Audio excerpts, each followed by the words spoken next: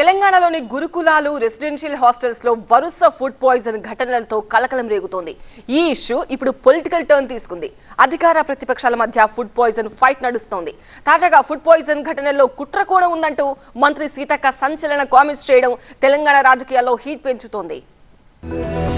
తెలంగాణ రాజకీయాల్లో political heat ఏ మాత్రం తగ్గడం లేదు. అధికార ప్రతిపక్ష పార్టీలు అస్సలు తగ్గేదేలే అంటున్నాయి. మొన్న మూసి, నిన్న లగచర్ల, నేడు గురుకులాల్లో ఫుడ్ పాయిజన్ ఘటనలు, ఇలా ఏ అంశమైనా ఆయా పార్టీల దూకుడుతో రాజకీయంగా కాకరేగుతోంది. తాజాగా గురుకులాల హాస్టల్స్ లో ఫుడ్ పాయిజన్ ఇష్యూస్ సంచలనం సృష్టిస్తున్నాయి. ఇది ప్రభుత్వాన్ని టార్గెట్ చేస్తూ బీఆర్ఎస్, బీజేపీ విరుచుకుపడుతున్నాయి. బీఆర్ఎస్ అయితే ఏకంగా గురుకులాల సందర్శన యాక్షన్ ప్లాన్ షురూ చేసింది. బీఆర్ఎస్ సీనియర్ నేత ప్రవీణ్ కుమార్ సారథ్యంలోని బృందం గురుకులాల బాట పడుతోంది.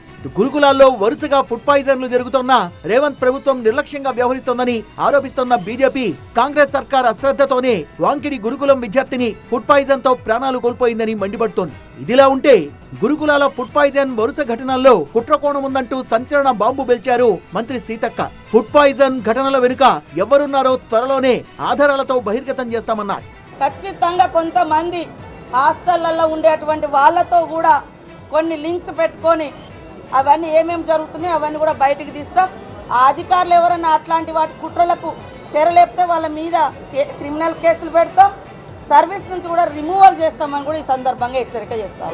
అదే చెప్తామంటున్నాం కదా, ఆధారాలతో చెప్తాం. అదే వెనక రాజకీయ పార్టీ ఉంటారు, ముంగట ఎవరో ఒకరు వాళ్ళ అన్యాయాలు వాళ్ళకి సంబంధించిన మనుషులు మాకు డౌట్స్ ఉన్నాయి.